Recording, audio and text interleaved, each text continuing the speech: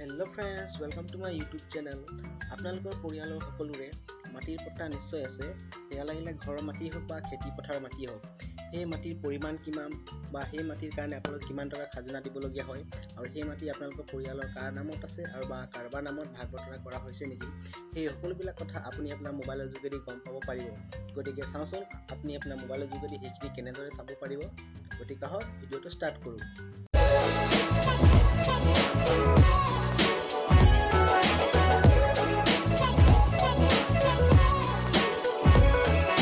Alright friends, আপোনালোকে প্ৰথমতে আপোনালোকৰ মোবাইলৰ গুগল ক্ৰমটো অন কৰি ল'ব।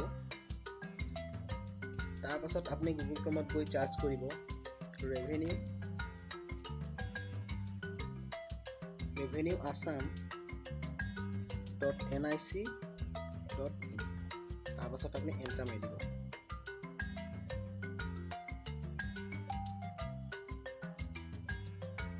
So friends, ইয়াৰ অফিচিয়েল ৱেবছাইটটো খোল খাই গৈছে। আপোনালোকে ইয়াৰ ইণ্টাৰফেচটো দেখি পাইছে। আৰু যদি আপুনি revenueassam.nic.in মৰাৰ পাছত যদি আপোনাৰ ডাইৰেক্ট ৱেবছাইটটো খোল নাখায়, তেনেহ'লে আপুনি প্ৰথমতে যিটো লিংক পাব তাত লিখা থাকিব revenueassam.nic.in। সেইটো লিংকত ক্লিক কৰি আপোনালোকে ইয়ালৈ আহিব পাৰিব। ইয়াত আপোনালোকে ইণ্টাৰফেচটো এনেধৰণে দেখি পাইছে। প্ৰথমতে আছে জমাবন্দী, দ্বিতীয়তে আছে প্ৰমাণপত্ৰ, তৃতীয়তে আছে দলিল আৰু চতুৰ্থতে আছে আপোনাৰ ভূ নক্সা। আপুনি প্ৰথমত যিটো জমাবন্দী আছে তাত আপুনি ক্লিক কৰিব।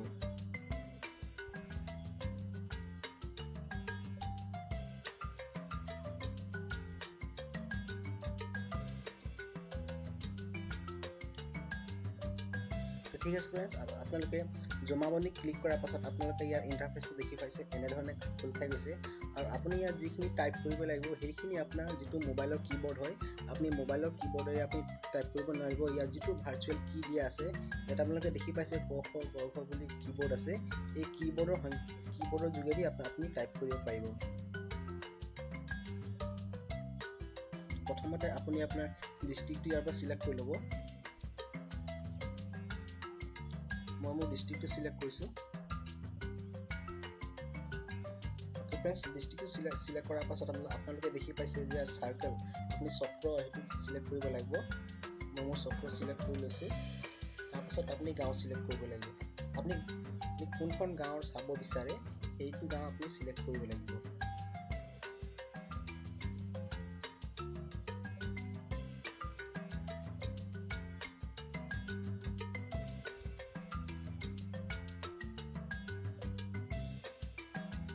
অলৰাইট ফ্ৰেণ্ডছ, মই মোৰ গাঁওখন বিচাৰি পাই গৈছোঁ। এই গাঁওখনত মই ক্লিক কৰি দিছোঁ। চ' ফ্ৰেণ্ডছ, গাঁও চিলেক্ট কৰাৰ পাছত আপোনালোকে দেখি পাইছে যে ইয়াত এনেকুৱা ধৰণৰ এটা ইণ্টাৰফেচ খোল খাইছে। ইয়াত প্ৰথমতে দেখি পাব চাৰ্জ বাই ডাক নাম্বাৰ, দ্বিতীয়তে চাৰ্জ বাই পাট্টা নাম্বাৰ আৰু তৃতীয়তে আছে আপোনাৰ চাৰ্জ বাই পাট্টাদাৰ নেম। আপোনাৰ ওচৰত যদি ডাক নাম্বাৰ বা পাট্টা নাম্বাৰ নাই, তেতিয়াহ'লে আপুনি পাট্টাদাৰ নেমেৰে চাৰ্জ কৰিব পাৰে। আপুনি যাৰ নামত চাব বিচাৰিব তেওঁৰ নামটো ইয়াত চাৰ্জ কৰিলে আপোনালোকে সেই মাটিটোৰ বিৱৰণ দেখি পাব। আৰু আপোনালোকে যদি ডাক নাম্বাৰ বা পাট্টা নাম্বাৰ ক'ত থাকে সেই কথা গম নাপায়, তেতিয়াহ'লে আপোনালোকে আপোনালোকৰ যিটো পাট্টা আছে সেই তাত চাব, নাইবা যিটো আপোনালোকৰ খাজনা ৰচিদ সেই খাজনা ৰচিদত আপোনালোকে দেখি পাব। মই খাজনা ৰচিদ এখন দেখুৱাই দিছোঁ। ইয়াত লিখা আছে পাট্টা নাম্বাৰ একচনা ম্যাদী। ইয়াতে আপোনাৰ পাট্টাৰ যিটো নাম্বাৰ থাকে সেই নাম্বাৰবিলাক ইয়াত লিখা থাকে। আপোনালোকৰ যিটো খাজনা ৰচিদ হয় আপোনালোকে তাতে সেইটো পাই যাব।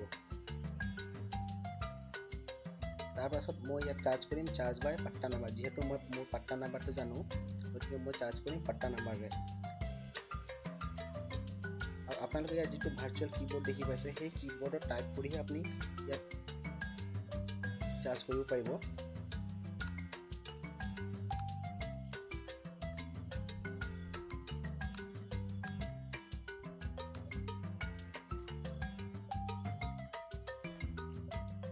পাট্টা নাম্বাৰ টাইপ কৰাৰ পাছত মই ইয়াত যিটো কেপচা আছে সেই কেপচাটো ফিল কৰি দিওঁ।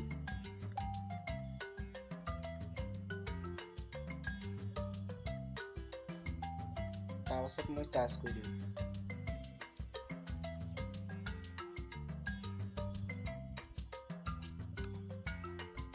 গতিকে ফ্ৰেণ্ডছ, আপোনালোকে দেখি পাইছে যে পাট্টা নাম্বাৰ আৰু কেপচাটো ফিল কৰাৰ পাছত ইয়াত খোল খাই গৈছে। ইয়াত আপোনালোকৰ হয়তো একে আপুনি ৩-৪টামান দেখিব পাৰে চেম লাইন। সেইখিনি হৈছে একেটা মাটি যদি আপুনি ৩-৪জনৰ নামত যদি ভাগ কৰি থোৱা থাকে, তেতিয়াহ'লে আপুনি ইয়াত ৩টা বা 4টা লাইন দেখি পাব পাৰে। আৰু আপোনালোকৰ যোনটো লাইন হয় সেইটো আপুনি ক্লিক কৰিব লাগিব। সেইটো ক্লিক কৰাৰ পাছত ইয়াত যিটো দেখি পাইছে চি জামাবান্দি সেইটো প্ৰিন্ট হৈ যাব আৰু তাৰপাছত আপুনি চি জামাবান্দিত ক্লিক কৰিব লাগিব।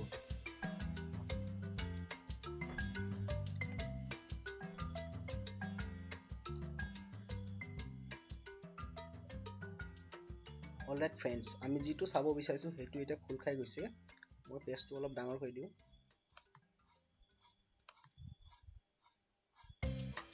অ'কে ফ্ৰেণ্ডছ, আপোনালোকৰ ঘৰৰ মাটিৰ বিৱৰণটো আপুনি ইয়াত ভালদৰে দেখি পাব। ইয়াৰ ইণ্টাৰফেচটো এনেকুৱা ধৰণৰ আছে।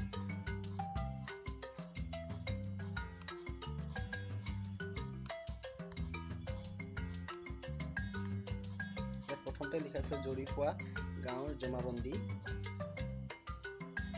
ডিষ্ট্ৰিক্ট নেম আপুনি ইয়াতে দেখি পাব, district name, sub division name, circle name, মৌজা, ব্লাড, ভিলেজ, আপোনালোকৰ যিটো ভিলেজ হয় সেইটো।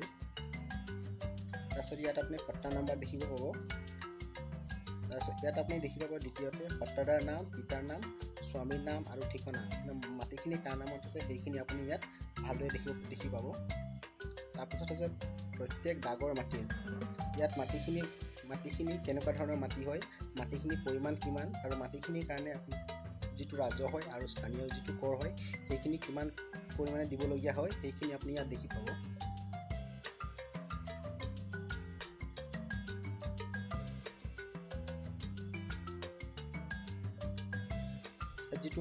ইয়াত আপোনালোকে দেখি পাইছে যিটো মন্তব্য বুলি আছে, এই মন্তব্যখিনি হৈছে সেই মাটিখিনি এগেইনষ্টত যদি কিবা চৰকাৰী কাম কাজ কৰা হৈছিল আৰু কিমান চনৰ কেই তাৰিখে কৰা হৈছিল সেইখিনি বিৱৰণ আপোনালোকে ইয়াতে দেখি পাব। যদি মাটিখিনি কোনোবা তাৰিখত ভাগ কৰা হৈছিল তেতিয়াহ'লে সেইখিনি ইয়াতে অন্তৰ্ভুক্ত কৰা হয়। গতিকে ফ্ৰেণ্ডছ, আপোনালোকে এই ভিডিঅ'টোৰ যোগেদি গম পালে যে আপোনালোকৰ ঘৰত থকা পাট্টা মাটিখিনি কাৰ নামত আছে বা কাৰোবাৰ নামত, পৰিয়ালৰ কাৰোবাৰ নামত ভাগ বতৰা কৰা হৈছে নেকি, তাৰ পৰিমাণ কিমান আৰু তাৰ কৰ কিমান দিবলগীয়া হয় সেইখিনি আপোনালোকে এই ভিডিঅ'টোৰ যোগেদি ভালদৰে গম পালে। চ' ফ্ৰেণ্ডছ, এই ৱেবছাইটৰ লিংক মই ডেছক্ৰিপশ্যনত দি দিম। আপোনালোকে সেই ডেছক্ৰিপশ্যনত ক্লিক কৰি আপোনালোকৰ মাটিখিনিৰ বিষয়ে সবিশেষ জানিব পাৰিব। আৰু এনেকুৱা ধৰণৰ ইনফৰ্মেটিভ ভিডিঅ' পাই থাকিবলৈ মোৰ চেনেলটো ছাবস্ক্ৰাইব কৰক আৰু ওচৰতে থকা বেল আইকনটো প্ৰেছ কৰি ন'টিফিকেশ্যন অল কৰি থওক। Thank you.